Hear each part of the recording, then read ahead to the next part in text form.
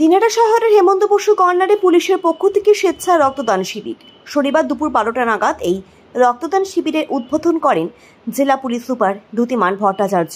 তিনি ছাড়াও সেখানে উপস্থিত ছিলেন জেলার অতিরিক্ত পুলিশ সুপার কৃষ্ণ গোপাল মীরা, দিনাটা মহকুমা পুলিশ আধিকারিক ধীমান মিত্র, দিনাটা থানার আইসি জয়দেব মোদক ছাড়াও অন্যান্য পুলিশ আধিকারিকরা।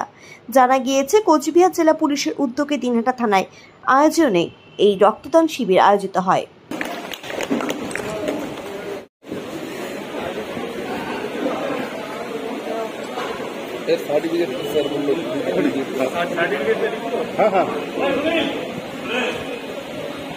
ব্লাড ডোনেশন ক্যাম্পেইন এইটা মাননীয় মুখ্যমন্ত্রীর অনুপ্রেরণায় আমরা এটা করতে থাকি, প্রত্যেক মাসেই হয়।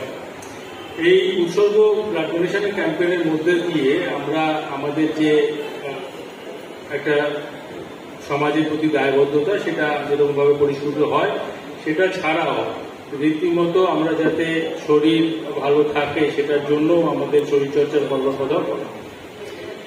ব্লাড ডোনেশনের যে গুরুত্ব আছে সেটা আপনারা সবাই জানেন এবং এটা নতুন করে বলার কিছু নেই।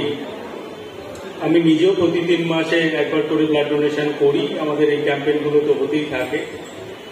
গত মাসেও আমরা আমরা 3টে থানাতে এই ব্লাড ডোনেশন ক্যাম্পেইন করেছিলাম। এই মাসে 2টো জায়গায় হয়েছে, কুশলিবাড়িতে এবং আজকে দিনহাটাতে। প্রত্যেক মাসে এরকম আমাদের বিভিন্ন জায়গাতে এই ব্লাড ডোনেশন করা হচ্ছে। বিশেষত আমরা গুরুত্ব দিচ্ছি এই গরমের সময়, যে সময় রক্ত অপ্রতুল, বিভিন্ন ব্লাড ব্যাঙ্কগুলো শুকিয়ে যায় এবং ব্লাডের চাহিদা বেড়ে যায়। এই সময়টাই আমাদের কিন্তু ব্লাড ডোনেশনটা করা গুরুত্বপূর্ণ। আজকেও দেখলাম আমাদের টার্গেট আছে প্রায় 100 জন। তো সেটা হতে পারলে এবং সমাজের যে সুবিধা হবে সেটা তো রয়েছে, তাছাড়া আমরাও একটা গর্ববোধ করতে পারবো যে আমরা পুলিশের খাকি পোশাকে থেকে আমরা মানুষের এরকম সেবা করতে পারছি। কোনো অসুবিধা মনে হচ্ছে কি? কোনো অসুবিধা মনে হয় না। যারা নবীন প্রজন্ম রয়েছে, যুবকরা রয়েছে, রক্ত দেওয়ার পর তাদের উদ্দেশ্যে কি বার্তা রাখবেন?